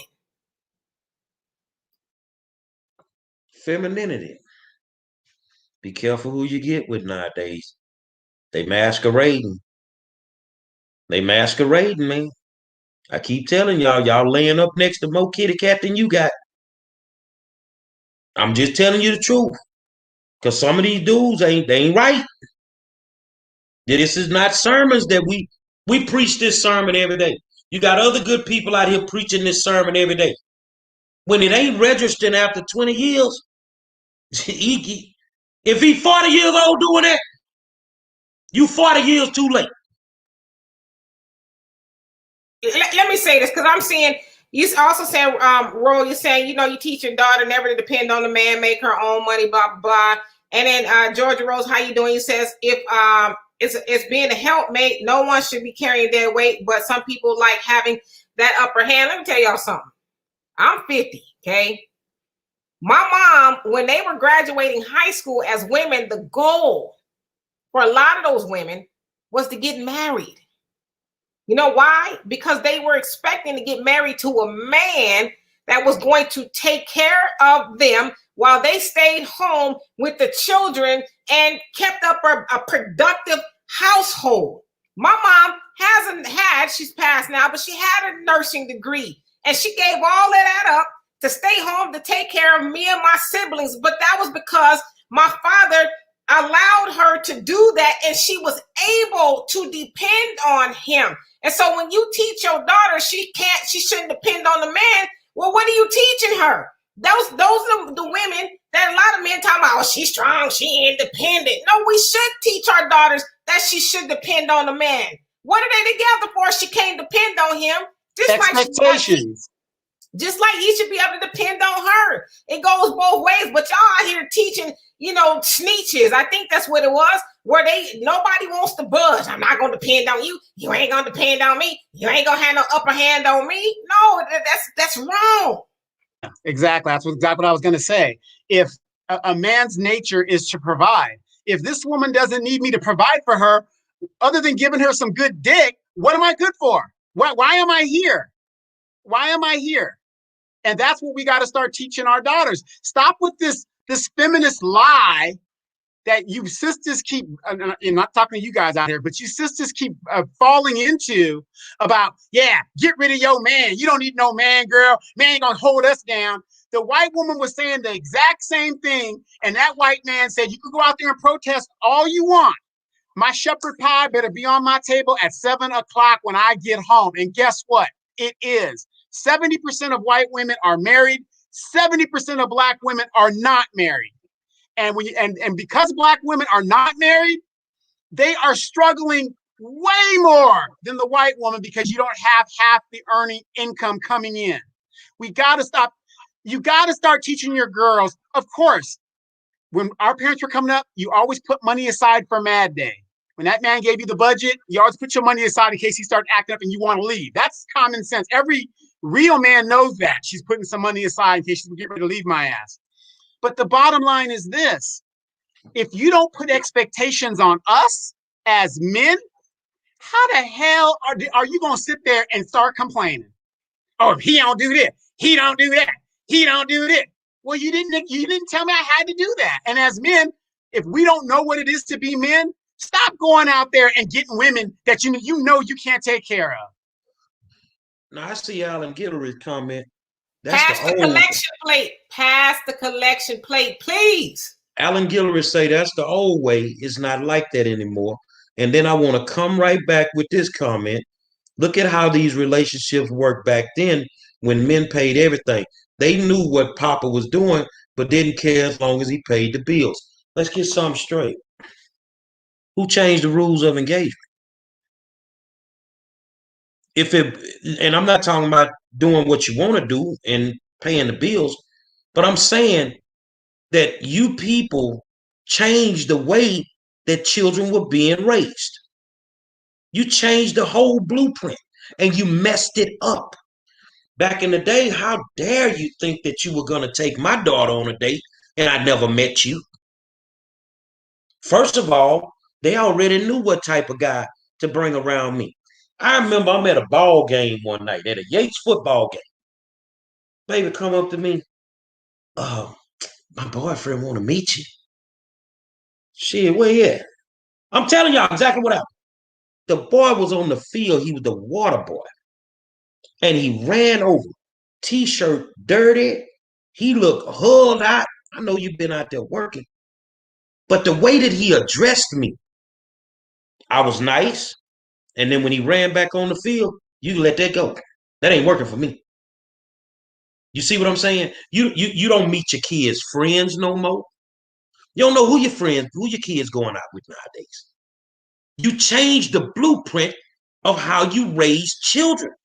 When you change the blueprint, you lower the standards, you lower the morals, you lower the values. So now your baby can bring home a serial killer. And you good with it. Oh, well, it's different nowadays. Ain't nothing different. The way we started raising our children became different. And that's because you sat your ass there watching Jenny Jones, Oprah, and Phil Donahue.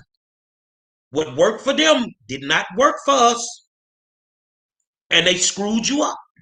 Yep, and a lot of that comes back from the liberal thinking. Oh, well, just let them do what they got. I hear women that will let their teenage daughters get pregnant talking about, well, that's what they do now. Just let them just do what they got to do. So you're not going to guide her at all. You're just going to let her do what she got to do.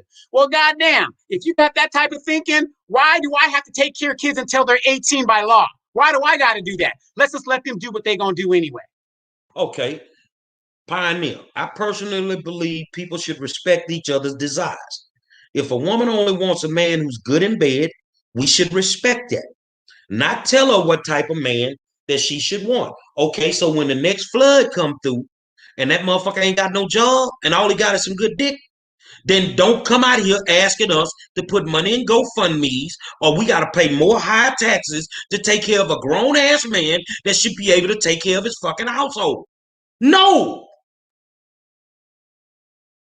Yeah, and you're right. And, it's not just all on the men, it's on the women too. And I saw Robin, I don't see a comment now, but you said, basically a man ride your car around and ride all the gas out. I mean, trust me, I've been in that type of relationship before in my 20s. So I'm not sitting up here brand new like I always had it together. But, you know, that comes from us as women saying, no, you're not going to be riding my car all the way around town, probably picking up some other women and all that other stuff. And let's see here. Rose, if he a man and he a relationship with you, you know, unless y'all got a situation worked out where y'all can use the car, then that man shouldn't be riding around nobody all day long. If you going to work, why his ass ain't going to work? Right. And then if he's using your car, he doesn't have no incentive to go figure out he can get his own car. You guys are enabling him just to sit on his ass. And that's what I'm saying. Stop dreaming of the big house in the suburbs, because you're going to stay on Section 8 and in the projects. So stop complaining about your situation if you ain't willing to do nothing to change it. And that's what I'm saying. As women, that's on us. Like, why would you be with somebody who is riding around all day and he ain't riding to no damn job? You know, he using your money to fill up the car while he ride around with the beesies, as, you know, the young guys will say. But, Ro, I want to take the last part of one of your comments. You say, they knew what Papa was doing but didn't care as long as he paid the bills. I want to stop that nonsense tonight, too, okay? Because I've heard that a lot lately, but I've heard it before. Like, oh, well, you know, a man gonna do what a man's gonna do. As long as he paying the bills, why should you care? Because if I've said to you that I don't want to be another woman in a relationship with another woman, then you should respect that or not get in a relationship with me. But don't think because you make a little bit of money and you paying the bills that I should be all right with you creeping around. That stop selling that bullshit to women, and especially Black women. We should be able to have an exclusive relationship without all of that. Money doesn't equate to you saying that I should have to put up with it because you bringing in the money. That's bullshit.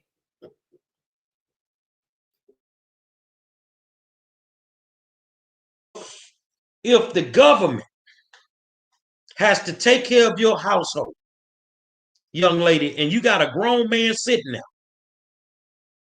you should throw him out tomorrow. And claim him on your taxes.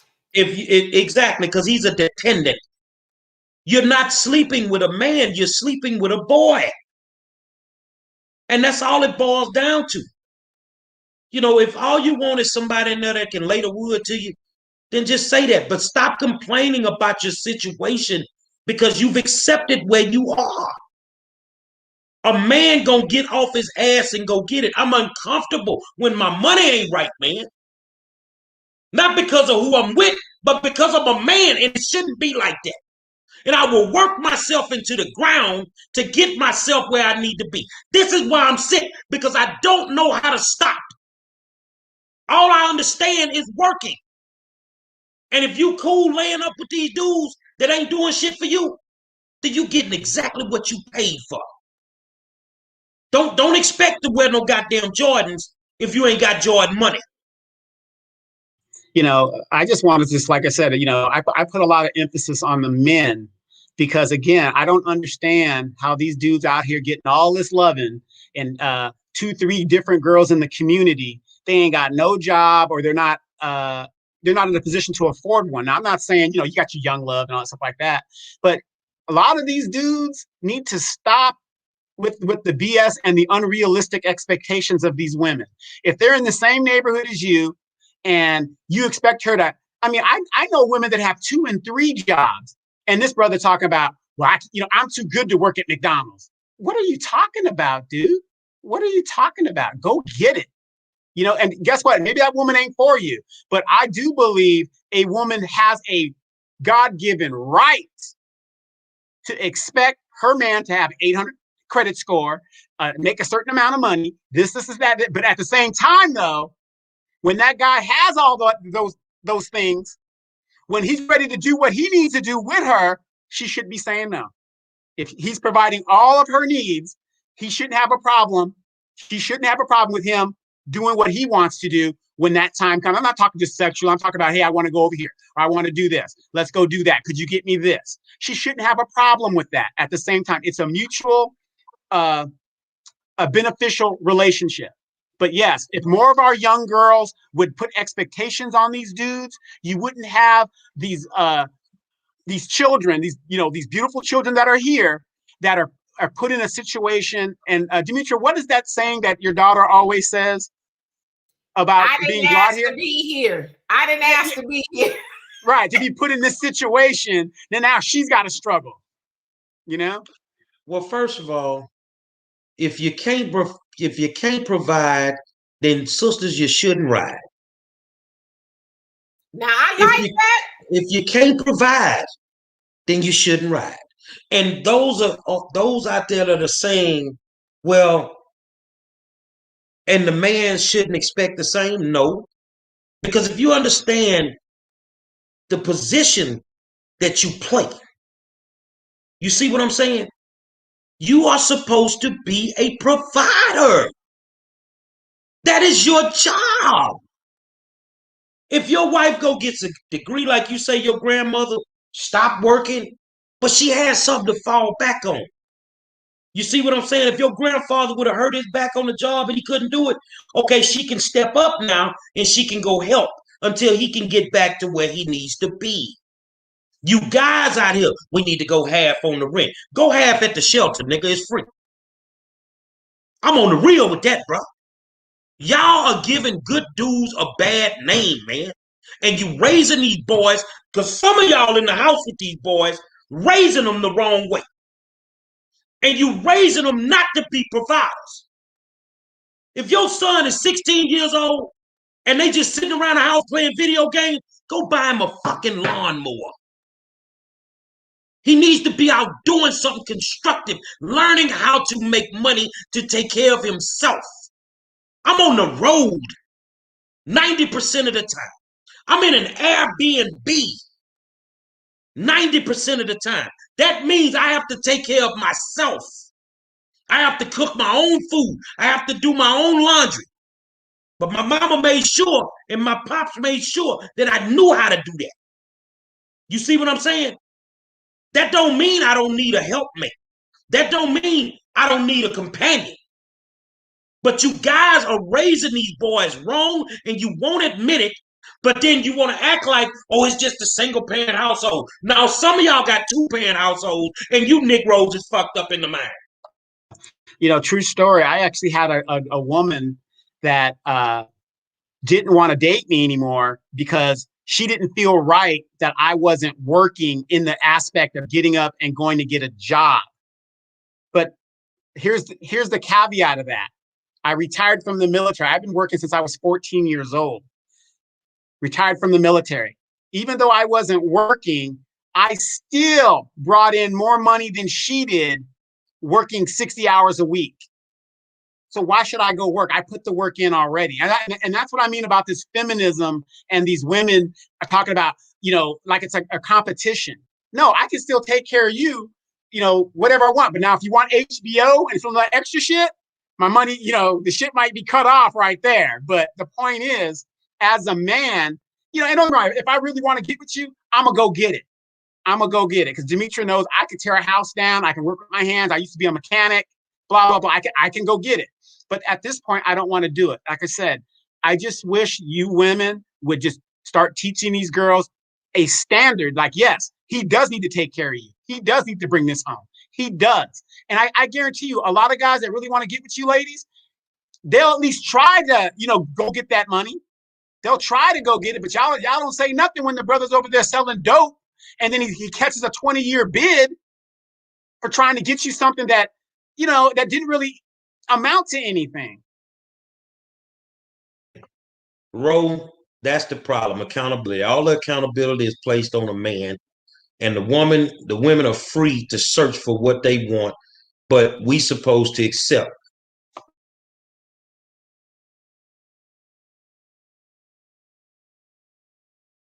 I'm gonna say this again. Why did God put Eve in the Garden of Eden? He didn't put Eve in there to build no garden. He didn't put Eve in there to do the work that Adam should do. Your wife, if she's at home, this is why y'all don't understand why these women be divorcing these dudes and they want all this money. because they gave up their careers. They became domestic engineers. And they at home, they doing the job at home that you doing on your job. They can't take care of that house. They take care of them kids. They do all that. But see, you guys, you're not looking for a good woman. You're looking for a fucking payday loan. You're looking for somebody that can cut half of the expenses that you're supposed to pay. So imagine if she only gave you half of the pussy. Imagine if she didn't gave you nothing but the pussy and took the head out the game. Huh? You wouldn't like that, would you? But you expect her to go all in for you. But you need her to go half on a baby, or half on this, half on the light bill, half on the water bill. Man, that's why it's messed up, dog. Because you still have not grasped why God put Eve in the Garden of Eden. And at the end of the day, I think this is like school days. Y'all keep thinking like that and keep raising them boys the way you raising them. You ain't gonna see no parts of the pussy.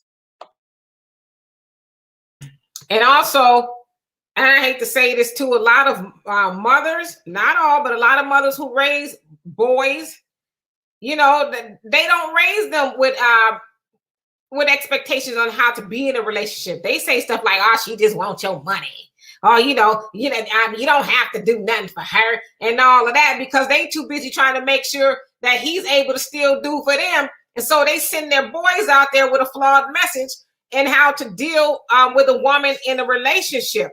And Jonelle says something very profound. He says there's a lot of usury in relationships nowadays. Now maybe not necessarily for money, but for a whole host of things. People are just looking to just gain or game the person they're with for whatever reason. But yeah, I mean, men should have expectations. We're not saying y'all should be robots and say yes, dear. No, I mean, if that's not the woman you like, then don't get with that woman. But don't get with a woman and expect for her to struggle and take her through the stuff because you got low self-esteem and you haven't been raised properly in how to be play your position in a relationship. Like I said, I'm 50, so I've seen it done right. I've seen, my mom was married twice to my dad and my stepdad, who was my dad as well. And she didn't have to work in either one of those relationships.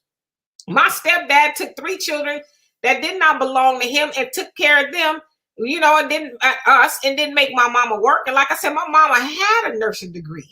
My mom wasn't no dumb woman.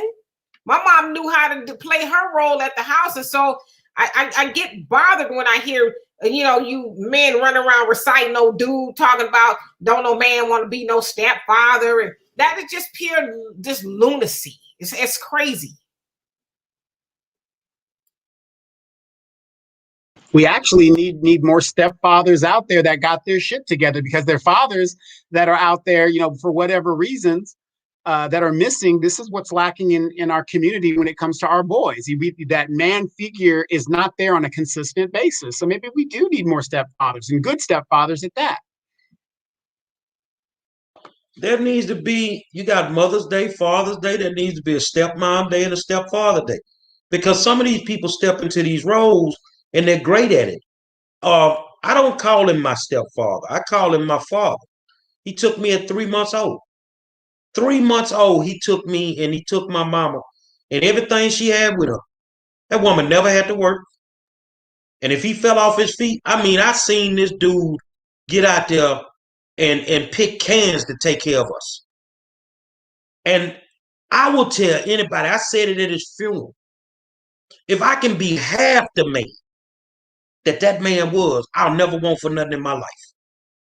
If I can be half the man that he was. And that's the problem. We are not training him up. We are not training. Look, there's a lack of training. There's a lack of religion in the household, no matter what that religion may be. We have changed the blueprint on how to perfect the Black family. We have changed the blueprint, and we don't want to admit that. But all this fly ass talking, wait till your daughter bring that thug home. You're going to change your mentality. You know damn well if your daughter bring that boy home and he's selling dope, you gonna have a problem with it. You're gonna have a problem with it. If he come to the house and he looking any kind of way, you're gonna have a problem with it. But my sisters, if you ain't got a problem working 9, 10 hours a day and coming home and watching a man with his feet cocked up on the goddamn coffee table playing a PlayStation, then keep on doing what you're doing. Yep, true story. And and we got to get talk to our girls. If you're on this level, you don't go to the curb and get you a man from this level. Either stay on your level or level up. I have a niece right now that's going through a nightmare because she dealt with a thug, and she's going through a nightmare. No support from him or any of his family members. But this is the kind of stuff that we deal with when we don't actually know who our kids are friends with, who they're hanging out with, and what's going on. And that was one of the mistakes my brother and his people made by not understanding these things. We don't want to know because we might be looking in a mirror. We don't want to know these things about our kids because we might just be looking in a mirror. Because no one thing, the apple don't fall too far from the tree. If your child fucked up, most likely one of you parents is fucked up. And they've been watching you be fucked up for a minute. So what you thought they were going to be? If you gang banging and you 40 years old, what you think your child going to be? You out here jacking folks, what you think your child going to be? You out here running dudes in and out the house every night, what you think your daughter going to be? Set the goddamn example. Yeah, Alan Glory says, good dads check their daughters on them thugs and deadbeats. How can you do that if you don't even know your daughter is dating? How do you do that? It ain't got to be daddy to check on it. It need to be mama. Raising girls. You teach them how to be ladies, and I'm going to teach them who they need to stay the hell away from. See, because I'm that dude that you didn't want to date your daughter. Man, I had people telling me, I need to see your report card. We done heard about you. But when they saw that report card, oh, you just out here clowning. That's all you doing. Because you got good grades. You see what I'm saying? Back in the day, we had standards, bro. You knew one of them standards. Demetri, you got brothers. Your brother's friends, no, you can't talk to my sister. I already know how you. You see what I'm saying? We changed the game. And now we don't know how to deal with it. So we don't want to meet our kids, get friends. We don't want to meet they boyfriends and girlfriends because we might just be looking in the mirror. You're right about that. And there's a lot of other cultures and a lot of cultures. And even in our culture, they don't just let their daughter just go off with anybody. You got to show and prove. Why should I let my daughter leave the house and go be with you? Like, are you going to take care of my baby girl at least as good as I'm gonna take care of her? If not, then leave her a year. But they, like you said, people don't bring their significant others home anymore to get sized up by their daddy. And listen, it wasn't always a walk in the park for the dudes that met my daddy, but it needed to be done. And usually men can see through other men. I tell you all the time, well, I had a boyfriend when I was in my 20s talking about he was unemployed. My dad said, oh, you can't be with my daughter. He said, you ain't even fit to walk amongst men talking about you unemployed. You better get a lawnmower, go knock on these doors or something. But he said, my daughter needs to eat. And she can't be with you talking about you unemployed. She's like, he said, you got a state of mind issue, not a physical issue. He says, like you had professing to her daddy that you unemployed. He was blown away by that. Say, man, let me tell you something. If your daughter bring home somebody that don't resemble you, he ain't for her. That's the way we was raised in our house. If he can't do what your daddy was doing for you, what you need him for? Because that was a man taking care of you. That dude should be able to do the same thing. And if you don't have those standards, and that ain't how you doing it, then it is what it is. Like I say, I'm proud to have these great strengths. You know why? I learned something and it kept me breathing. Your kids dying before they're 25. Something ain't right. Something ain't right, y'all. It's something about it. You want to like we dinosaurs because we old? No, we smart. We smart. And some of y'all are just not in the business of raising. You shouldn't be in the business of raising children. I'm being honest. Some of y'all should not be in that business because you don't know how to do the job. Now, you right about that. I wonder that too. And I want to say this. I don't want to use the word submission because, well, I use it. I don't necessarily have a problem with it. But I watched my mom be submissive to my father and my stepfather, and it was in a good way. It wasn't, woman, do what I say do, and all that other stuff. It was just, hey, I'm out there, making the bacon. When I bring it home, I need you to make it, and I need you to play your position. And I say that to say that I was raised that way. Even with my older brother, you guys see him on here, Walter. If he tells me something, I'm like, okay. Because I know it's coming from a good place. He's had to put me in check a lot of times. Hey, you know what? You need to change your tone. You need to change your tone, And I'm like, okay. Because, he just happens to be my older brother, but I'm all right with that because it's not from a bad space, if that makes any sense. So I think, too, as women, we can benefit from, being submissive and then taking advice from people who mean us well. Well, I'm looking at a comment from Pioneer. I ain't gonna read the whole thing. He say, and part of his comment says, "This is a society built by and for white supremacists." Stop right there, bro. Man, we having a black conversation. What do white supremacy got to do with you meeting your daughter boyfriend? What do white supremacy have to do with your wife teaching your daughter how to dress?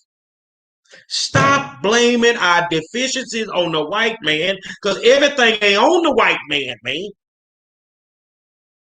Your child, oh, I get it, white supremacy, Donovan and Demetri. I get it. No, he might be right. Because white supremacy is what your child see when they get up in the morning, knowing full well that you ain't got no goddamn job. They going to school and you still laying in the bed. That's white supremacy, ain't it? White supremacy is when you sit there and you smoke weed in front of your child. That's white supremacy, I guess. On Mars. Yeah, I mean, I know where the 5 stars going with that, because regardless of how this society was set up, we still have blueprints and books and educators and things and standards that were put out there within our own community. That doesn't go away regardless of what system that you're put in. If we were kidnapped and taken by aliens and put in a cage, yeah, and put in and put in a cage, we don't lose our culture as we're in that cage. We would still act the way that we were going to act, and we're still going to be black regardless. So, yeah. What do white supremacy have to do with your child, a girl? This is something that bothers the hell out of me.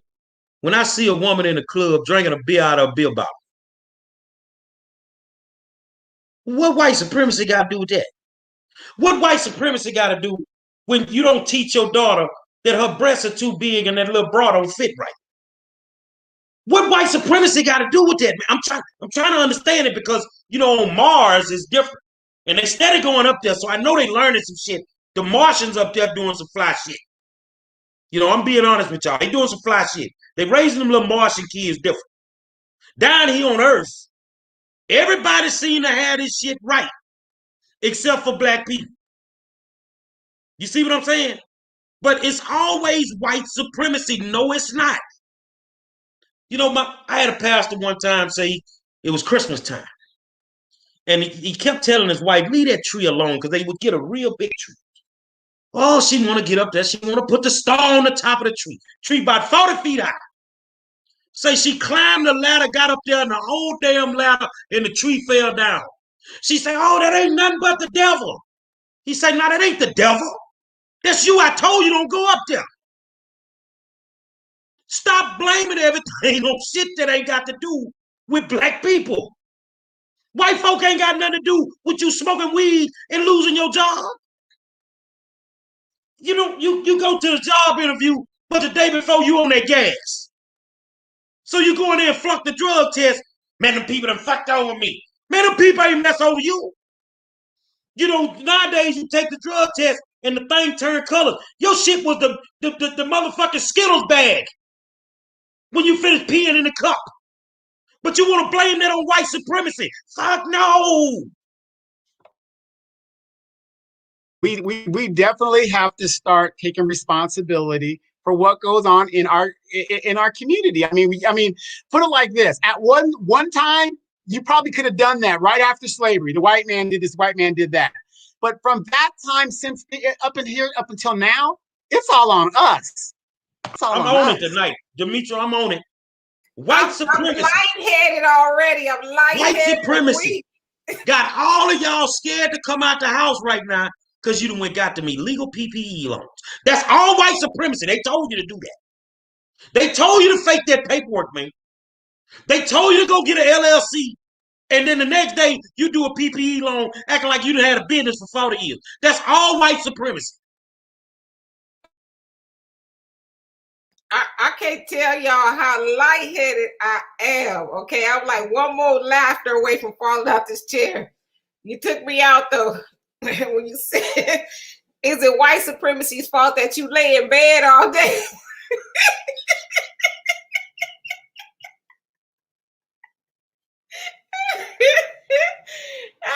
My man say, I hear what you're saying, but who provided the weed for the people to smoke? You didn't have to smoke it.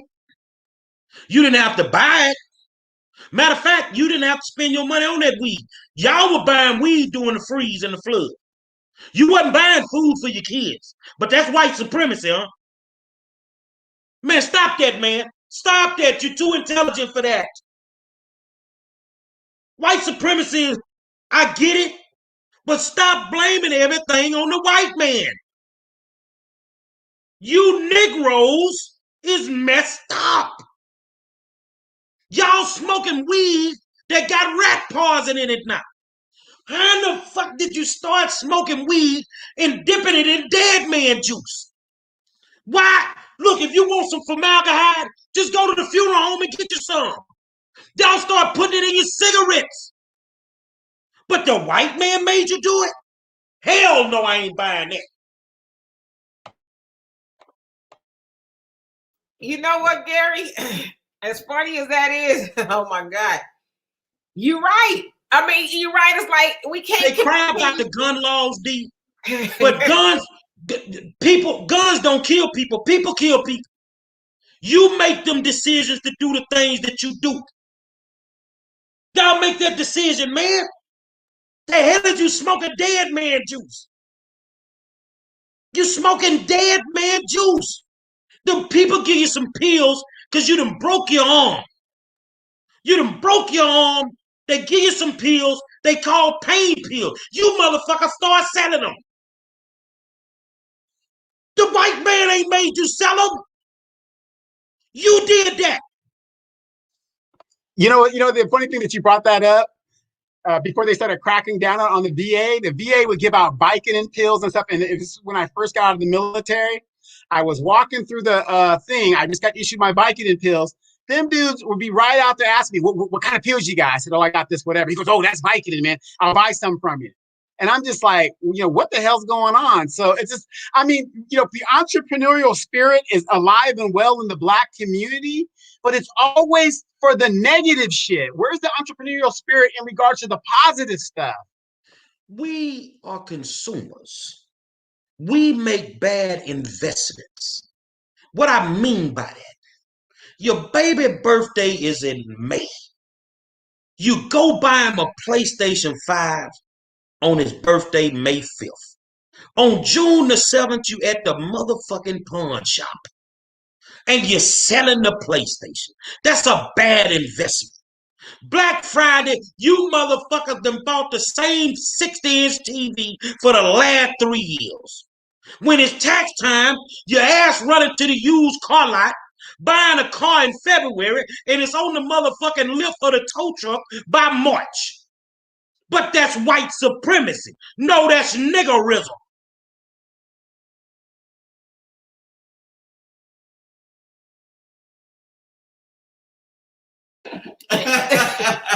There is some hard truth going for tonight. I mean, pretty right. That's straight up niggerism. And every time you look up, we want to blame the white man. You want to blame the white man because you didn't take your ass to school and found out your son or daughter was skipping class. And by the time they send the truancy notice out, I didn't know he missed 120 days of school. Well, he didn't have but 130. But you blaming that on the white man? You blame it on the white man when your son go up in there when he swole up. Go slap the shit out the teacher. They take him to jail. That's white supremacy. You a goddamn lie. He be slapping the shit out your ass at home.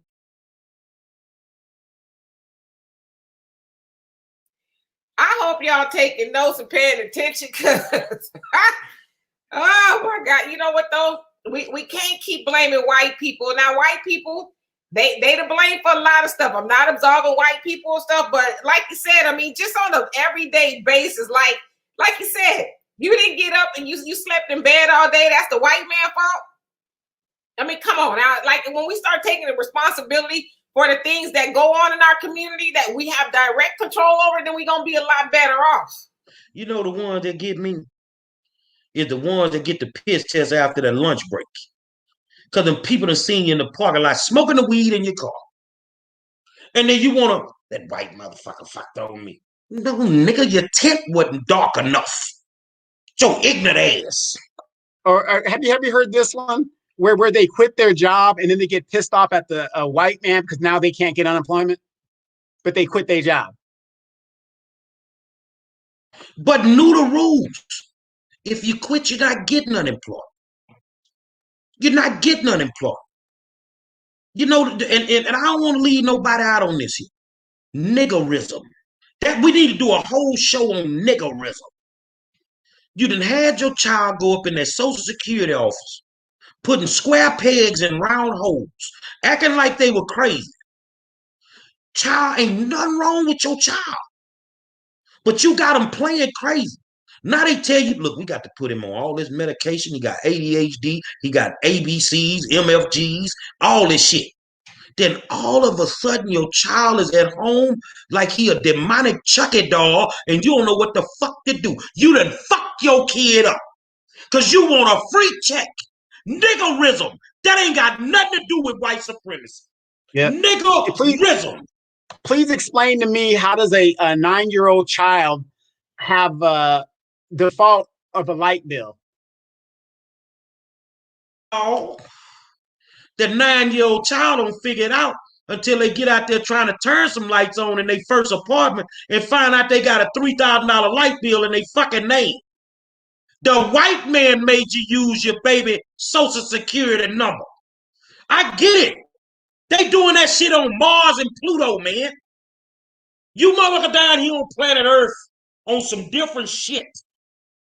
You on some niggerism. Ooh, Gary, yes. People are saying you need to write a book called Niggerism. Say, man, let me tell you something. I done seen niggerism in every form, shape, and fashion that you can see it in. You see what I'm saying? I done seen niggerism in every state in America. Because niggers is niggers. And it ain't nothing worse. See, I always said there was two types of black people in the world. You had niggas and you had nuggers. Niggas know the rules of engagement. They're going to get up every day. They're going to go to work. They're going to do what's right. They're going to deal with everything that come down the pipe. A nigger don't give a damn about nothing. They're going to start drama. They're going to whoop people at the Burger King. They're going to do all kinds of shit. See, when you're a nigger, you ride around in the trunk of a car just shooting people for no reason. That's a nigger, man. Because a nigga ain't got time to do that. They trying to take care of their family. You see what I'm saying? Y'all need to wake up. You know what a nigger is? A nigger is when you on Section 8 and your rent is $2 and them people put an eviction notice on your fucking door for non-payment. You a nigger. Niggerism all day long. And somebody say we need to do a show tomorrow on niggerism. Yes, say whatever y'all want. Yeah. Wait. We talk about niggerism. How many of us that could have afforded to pay our rent and our mortgages did not and are now going to be facing eviction in a couple months? That's niggerism right there. Let me ask you this, Gary. I know you saw about the road rage that be taking place in Houston. Is that the white man's fault? I don't know if you saw where four people on the freeway. No, that is not the white man's fault. Let's get it straight. When you go take the driver's test, they ask you on the test in the state of Texas, how many car links do you need to be behind each car? Every 10 miles per hour that you drive, you should be at least one car link. So if you're doing 60 miles per hour on the freeway, you should have 6 car links between you and the car in front of you. Niggerism is when you see the traffic backed up, you on somebody's motherfucking bumper, and you talking on the phone, and your phone fall in your lap, you look down and run into the people's car. Now they get out pissed off because they've been seeing you telling them the whole goddamn time, and then you want to jump out with the pistol. Nigga, what's up? Niggerism. No. Road rage, give yourself an escape route. Give yourself an escape route when you're on the freeway because something could happen in front of you and then you could maneuver around it. They taught us that in truck driving school. You see what I'm saying? But all y'all took the test. All y'all know how far you need to be back. It is what it is. But it's white supremacy, I guess. Well, it looks like we have our show for tomorrow with Walter.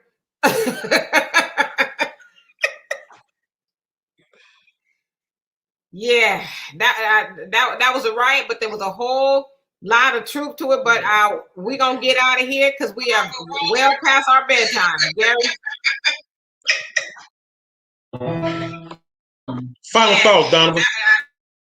My final thoughts is you guys do not forget June 12th, the video shoot down in Houston. Come hang out with the 5-star so we can get that video thing rolling.